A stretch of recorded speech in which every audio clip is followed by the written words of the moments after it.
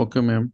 All right. So if you've read and understood, considering its surgical pathology station, please tell me what would be your provisional diagnosis of this condition? It may be a case of rheumatic fever, and I have some differential diagnosis, maybe the case of pneumonia or pulmonary embolism. All right. Okay.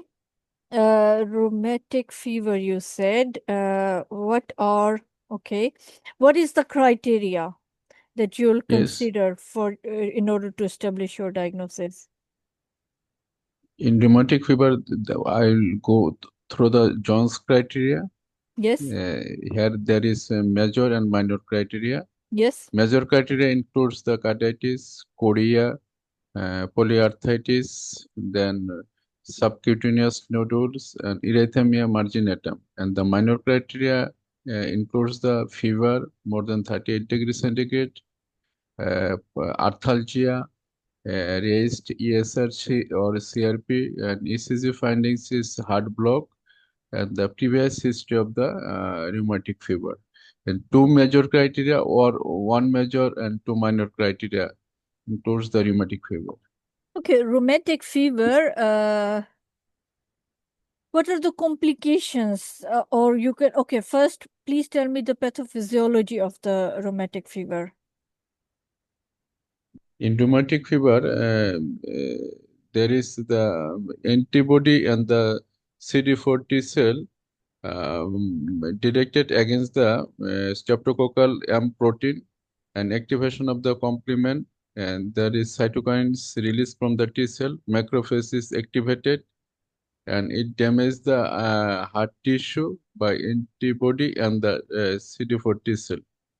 All right. What are the complications that can result because of rheumatic fever? Yes, there may be valvular vegetation, damage the valve, And okay, so then it becomes rheumatic heart infective disease. endocarditis, infective endocarditis. Yes, yes. So what would be the gross findings of a patient suffering from rheumatic heart disease? Like you can In rheumatic, classify it in acute phase and the chronic phase. yes, ma'am. I will get the in hands. I will get the ossular nodules, uh, uh, genu genuelation, and the hemorrhagic splint hemorrhage and claving.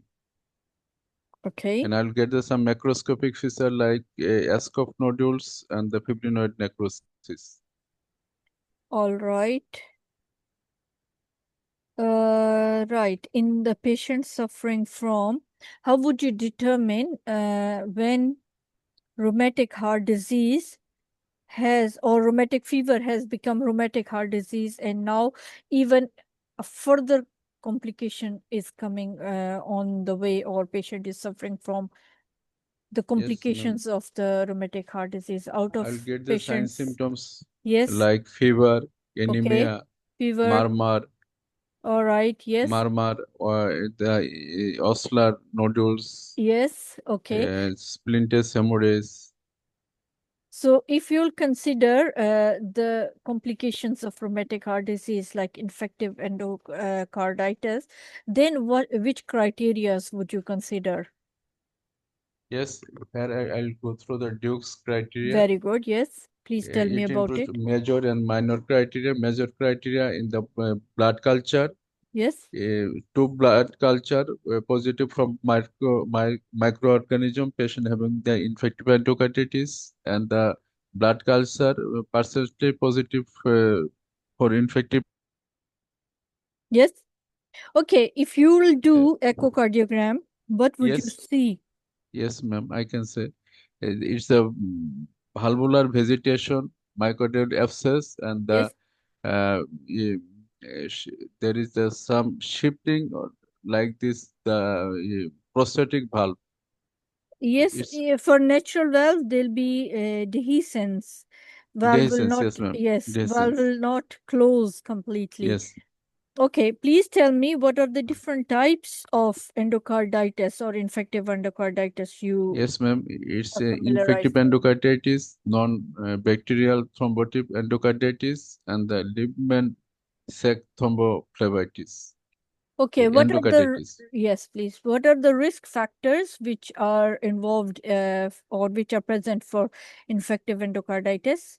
Okay, ma'am. It's acquired valvular heart disease with stenosis and the regurgitation valve replacement, obstructive hypertrophic cardiomyopathy, congenital heart disease, IV drug user, rheumatic heart disease, malignant patient, diabetic patient, tooth extraction. Good. What are the complications of infective endocarditis? Okay, ma'am. Having the cardiac complication and non-cardiac complication. In Good. cardiac complication, it includes the acute myocardial infarction, arrhythmia, pericarditis, intracardiac abscess, congestive cardiac failure, arterial emboli, and the non-cardiac includes the glomerulonephritis, acute kidney injury, stroke. Very good. Okay. If a patient persists, has persistent infective endocarditis, what treatment can you offer?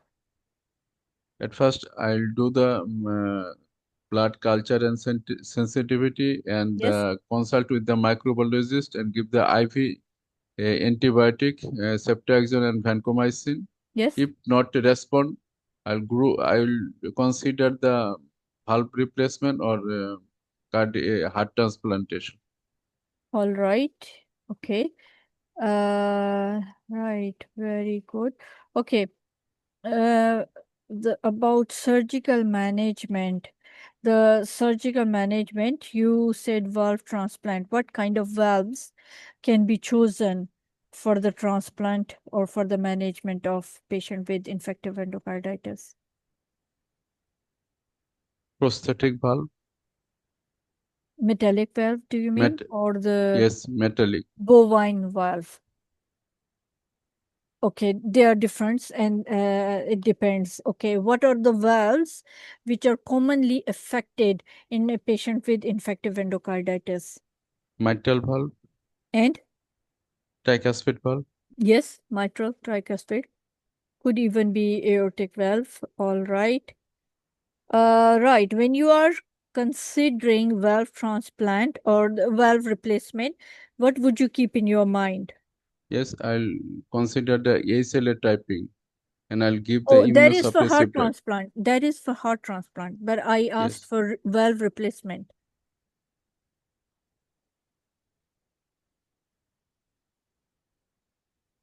Uh, I'll consider the warfarin. okay, patient taking warfarin. So maybe the age of the patient. Yes, ma'am. Yes. Okay, good. Thank you. Right. Thanks. Thank you, ma'am. The profession of the patient you have to keep in your mind.